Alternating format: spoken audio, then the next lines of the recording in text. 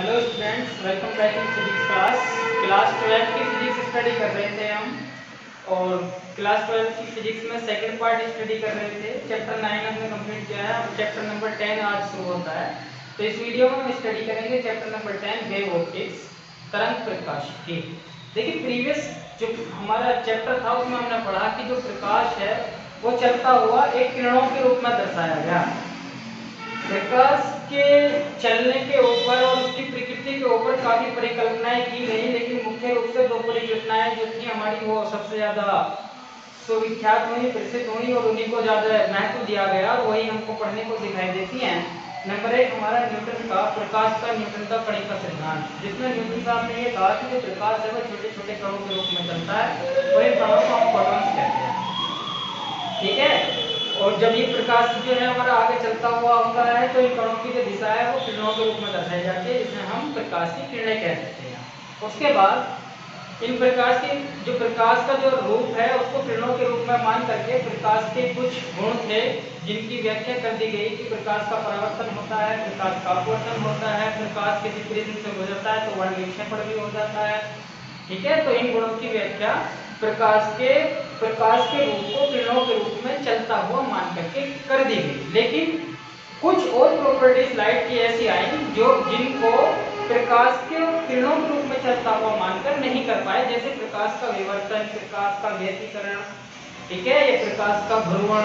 तो इन गुणों की व्याख्या जो है प्रकाश को किरणों के रूप में चलता हुआ मानकर नहीं कर पाए। तब जाकर के बाद में एक साइंटिस्ट आए हाइगेन्स, उन्होंने ये कहा कि जो प्रकाश है वो किरणों के रूप में नहीं बल्कि तरंगों के रूप में चलता है। प्रकाश किसके रूप में चलता है? तरंगों के रूप में चलता है। वो तरंगें विद्युत चुंबकीय तरंगें होती हैं। अर्थात उन्होंने ये पाया कि जब कोई प्रकाश किसी माध्यम से गुजरता है तो माध्यम के कारण अपनी जो स्थिति होती है उसके ऊपर नीचे गति करना शुरू कर देते हैं। और ये तभी संभव होता है जब कहीं को तरंग जा रही होती है। तो उन्होंने ये कहा कि प्रकाश जो है वो तरंगों के रूप में चलता है। तो हमारा जो ये चैप्टर है तरंग प्रकाशिकी, इसमें प्रकाश के चलने का जो रूप है वो तरंग बताया गया है कि प्रकाश तरंग के रूप में चल रहा है। ठीक है। ये है हमारे चैप्टर की प्रस्तावना कि हमने पढ़ना क्या है। प्रकाश की चाल वही रहेगी 3 × 10⁸ मीटर प्रति सेकंड वायु या निर्वात के अंदर। ठीक। अब जब प्रकाश तरंगों के रूप में चलता है तो तरंगों की अपनी कोई तरंगदैर्घ्य भी होती है, अपना वेग भी होता है और अपना जो है वेवलेंथ भी होती है, तरंगदैर्घ्य भी होती है, जिसका एक सुप्रसिद्ध फॉर्मूला होता है। जब कोई तरंग गति करती है v वेग से और उसकी आवृत्ति n हो तथा उसका तरंगदैर्घ्य l हो, लैम्डा हो, तो एक सुप्रसिद्ध फॉर्मूला है कि तरंग का वेग बराबर होता है आवृत्ति गुणा तरंगदैर्घ्य, आवृत्ति गुणा तरंगदैर्घ्य। ठीक है।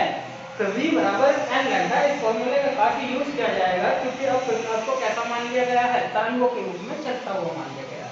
तो ये जो n है ये आवृत्ति है, v जो है वो वेग है, लैम्डा क्या है हमारा? तरंगदैर्घ्य, प्रकाश के तरंग की तरंगदैर्घ्य।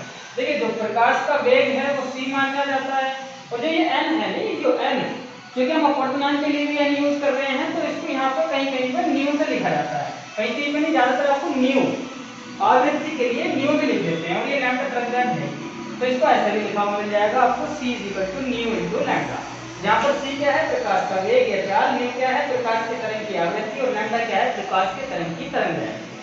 ठीक। चलिए अब शुरू करते हैं। हाइगेन्स ने क्या कहा?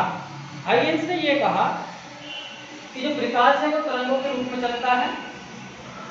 चलिए, प्रकाश तरंगों के रूप में चलता है। जब किसी माध्यम से गुजरता है तो माध्यम के कण जो है अपनी स्थिति के ऊपर नीचे गति करने लगते हैं, अर्थात तरंग प्रकाश के तरंग के होने की अवधारणा जो थी वो क्लियर हो गई। अब उसके बाद उन्होंने ये कहा कि जो प्रकाश जब चल रहा है, जिस दिशा में चल रहा है प्रकाश तरंगों के रूप में ऐसे जा रहा है, तो जब माध्यम के कण ऊपर नीचे गति कर रहे हैं तो कभी ऊपर भी जाएंगे, कोई कण ऊपर जा रहा होगा, कोई कण नीचे जा रहा होगा, एक पार्टिकल ऐसे जा रहा होगा, कोई तो किसी टाइम ऊपर होगा, किसी टाइम नीचे होगा। तो उन्होंने कहा कि जब तरंग हमारी आगे बढ़ेगी तो हम उसको एक नए रूप में देखेंगे, तरंगाग्र के रूप में। किस रूप में देखेंगे? तरंगाग्र के रूप में। तो एक वेव फ्रंट, मतलब जो वेव आ रही है उसके सामने का हिस्सा क्या है? उसको हम तरंगाग्र कहते हैं। उसको क्या कहते हैं भैया? तरंगाग्र कहते हैं बेटा।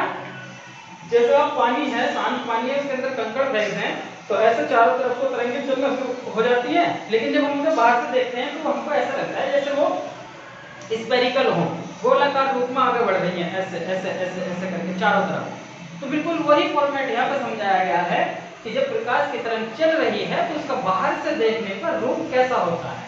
ठीक है, तो बाहर से देखने पर जो रूप होता है उसको हम तरंगाग्र कहते हैं, बेसिकली तरंग का बाहर से देखने वाला हिस्सा।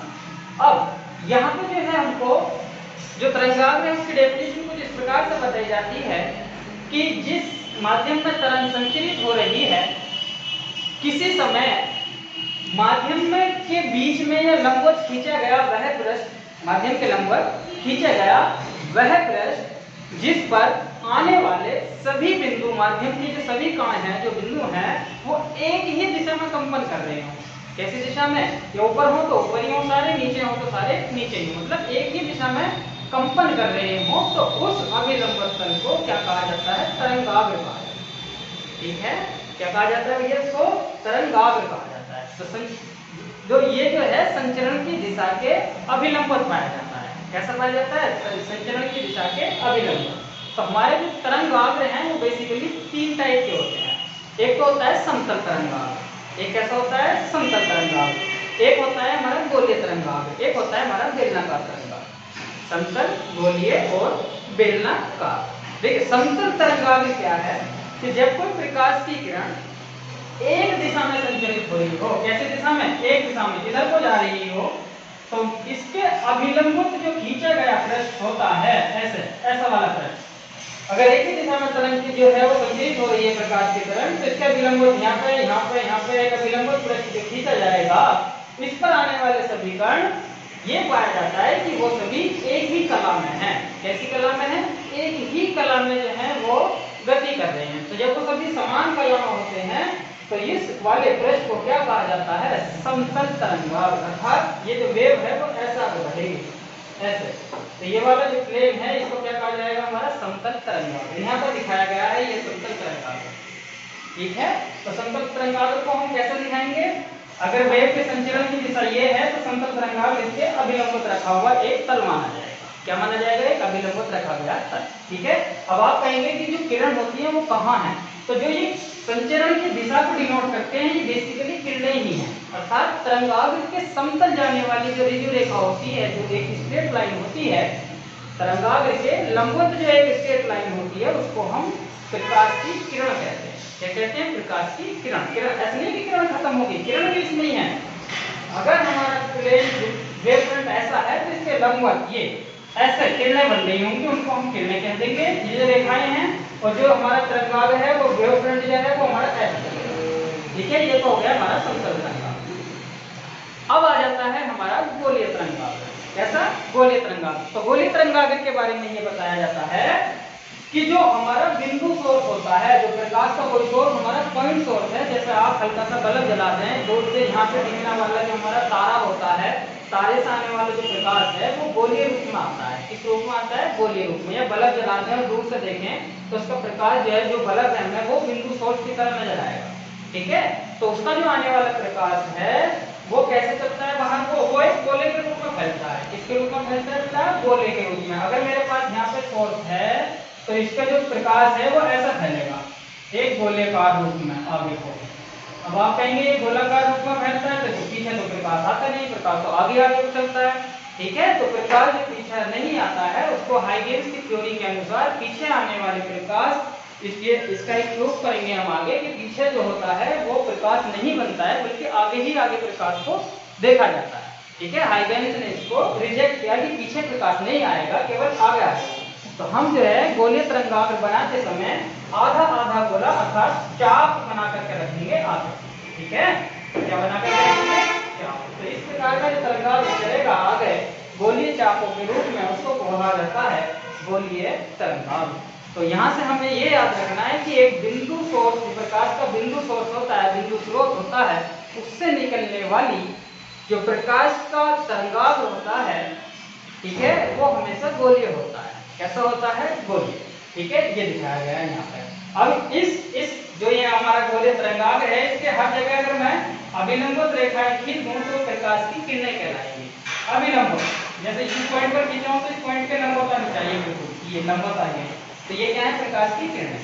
ठीक है, तो किसी भी तरंगाग्र के लंबवत खींची गई जो लाइन होती है वो प्रकाश की किरणें होती है। इस पॉइंट को बिल्कुल माइंड में बिठा कर करें। तो दो तरह के तरंगाग्र हो गए। तीसरा ये है कि जब आपका प्रकाश स्रोत ऐसा लाइन वाइज होता है, जैसे आपकी ट्यूबलाइट आती है लंबी वाली, उदाहरण के रूप में ले सकते हैं हम कि जब वो चारों तरफ को जलती है तो उसके चारों ओर ऐसे प्रकाश फैल करके चलेगा आगे, ठीक है, बेलनाकार रूप में। तो उस प्रकार से जो बनने वाला वेव फ्रंट है, वेव का बाहर का से जो हिस्सा दिखाई देगा वो एक बेलन के टाइप दिखता है। तो इसलिए इस प्रकार के तरंगाग्र को कहा जाता है बेलनाकार तरंगाग्र। ठीक है, तो हमारे कितने तरंगाग्र हो गए, 3 तरंगाग्र। अब तीनों में से समतल, बेलनाकार, समतल, गोलाकार और बेलनाकार। बेसिकली हमारे गोलाकार और समतल वाला ही यूज होना है इस चैप्टर में, तो इनको ध्यान से याद रखेंगे। इतना जरूर याद रखेंगे कि जब कोई तरंगाग्र मेरे पास होगा और मुझसे कहा जाएगा कि आप रेज बनाएं तो वो उसके लंबवत होगी, तरंगाग्र के लंबवत।